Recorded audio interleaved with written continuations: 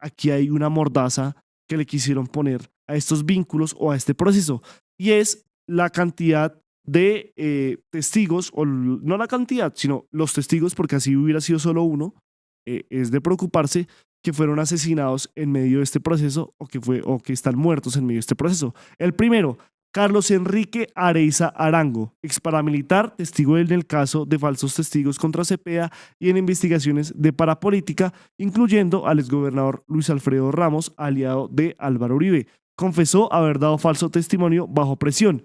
¿Qué pasó con este personaje? Fue asesinado el 14 de abril del 2018 en Bello, Antioquia, por sicarios en motocicleta en un centro comercial. La Corte Suprema ordenó su protección, pero fue ignorada.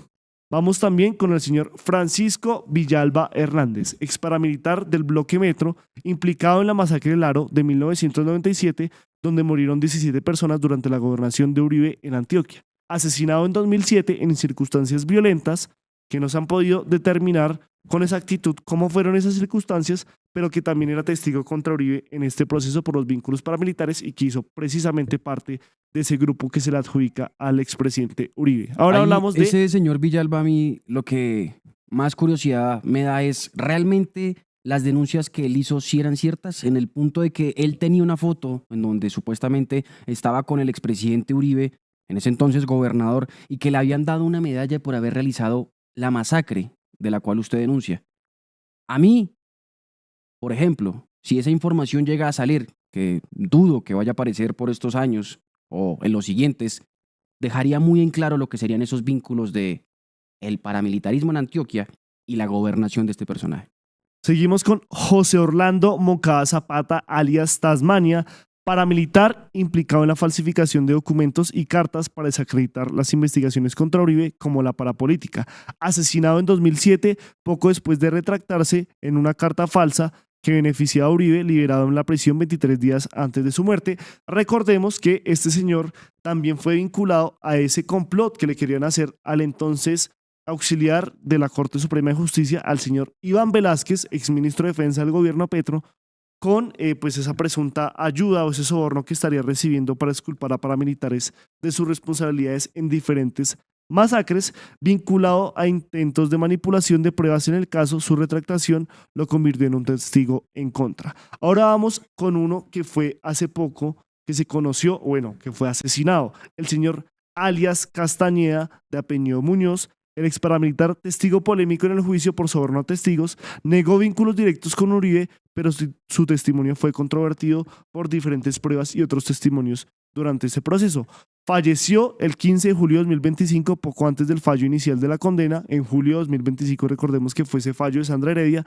Causas que no han sido detalladas, pero reportado como natural y sospechoso en el contexto de este juicio contra el expresidente Álvaro Uribe Vélez. Estamos hablando de al menos 4 testigos que habrían muerto durante este proceso, que no inició con esas declaraciones de Juan Guillermo Monsalve y Pablo Hernán Sierra en lo que fue ese debate control político en 2014, sino que inician incluso antes con los debates de Gustavo Petro del paramilitarismo en Antioquia, que señalaban en ese entonces al presidente de la República, Álvaro Uribe Vélez. También usted hablaba de algunos conflictos que tiene o algunos señalamientos que se le han hecho directamente al magistrado ponente del Tribunal Superior de Bogotá, que no solo tiene el tema de pues esa desacreditación que tuvo ante la Corte sobre esas interceptaciones que son las pruebas reinas, sino también de un conflicto de interés que tuvo en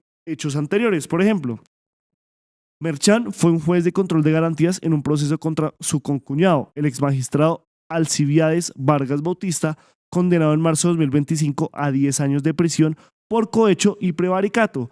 Vargas Bautista recibió sobornos alrededor de 244 millones de pesos de narcotraficantes y procesados por homicidio en el Meta para dictar fallos favorables. Durante el trámite, Merchan no se declaró impedido pese al parentesco. Su hermana María Claudia Merchan Gutiérrez está casada con Carlos Alberto Vargas Bautista, hermano de Alcibiades. En una audiencia clave, declaró ilegales las interceptaciones telefónicas que eran evidencia principal contra su familiar, lo que generó dudas sobre su imparcialidad y posible favoritismo.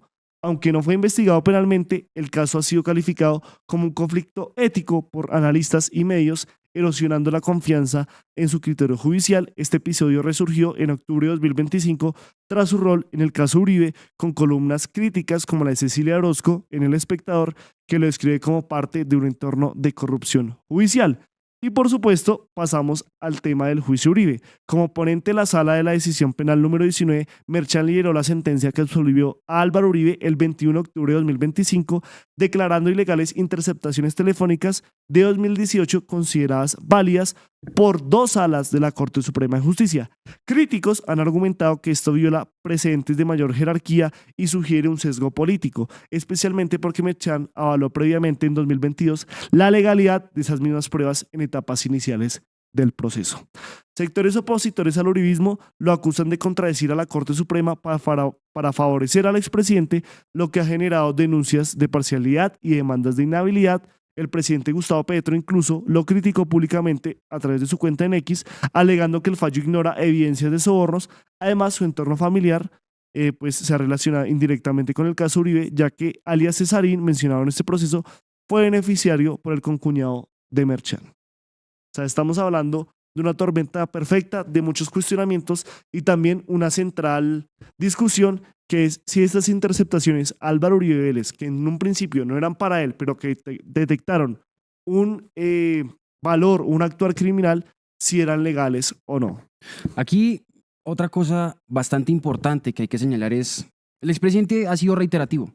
Yo nunca me reuní con paramilitares, pero los testigos que aparecen en su lista, muchos se pusieron el fusil en el hombro y un camuflado con la excusa antisubversiva. Sin embargo, a mí lo que más me sorprende son otras personas, y es el tema de la supuesta involucración, por decirlo así, o más bien participación de la oficina de Envigado en este caso. Y es para detallar el punto del señor Juan Carlos Sierra Ramírez, alias El Tuzo Sierra, quien proporcionó las declaraciones a favor de Uribe. Y fuentes lo identifican como un miembro o como el brazo operador de la oficina Envigado. Y es que para lograr lo que sería este enlace y también tener la retractación que iba a favorecer al expresidente, aparece el supuesto líder o uno de los líderes también de la oficina, el señor Hernando Giraldo alias Cesarín, quien mientras estaba preso en Cómbita era el intermediario para poner en contacto a los internos con la abogada Ángela López, y esto facilitando la recolección de falsos testimonios. Ángela, que poco o casi nada se habla sobre ella, fue la abogada que escribió las cartas espurias que menciona la fiscalía de los 3 presos en Cómbita junto con Diego Cadena.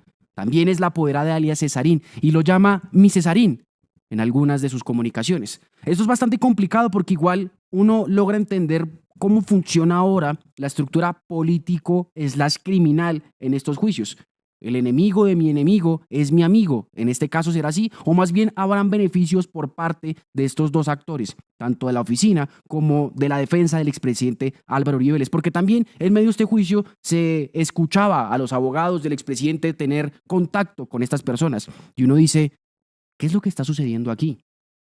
¿Cómo son esas relaciones? Por más que el expresidente sea inocente y no tenga absolutamente nada que ver, estas relaciones ¿continúan? ¿Sirven para algo, por ejemplo, para lo que será las elecciones del 2026?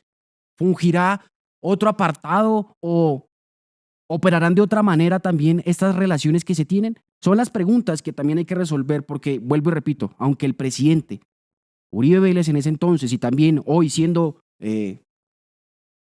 candidato al Senado haya mencionado que nunca se ha reunido con paramilitares, aquí queda en dudas no la relación con los uniformados, sino con los civiles que fungen en parte como segundones de estos grupos criminales. En este caso, la oficina Envigado. En Positiva creemos en el poder de la colaboración, en la fuerza de los sueños y en la importancia de estar siempre presentes. Nos impulsa el deseo de proteger lo que somos y lo que seremos. Positiva, la aseguradora de todos los colombianos. Ayúdanos a seguir con nuestra labor periodística a través de nuestro NECI 310-779-3518. Se está evaluando es que más adelante sí sea para todos. Lo que necesita el país. Pedí que me sacaran de allá. Un agradecimiento a todos por su sintonía aquí en el tercer canal. Métase en la mente de un delincuente, de un ladrón. A una nueva entrega de Periodismo sin corrección. Pasión todo locura y estamos muy contentos. De las calles del sur. Digo, la señora, ¿me da un expreso, por favor?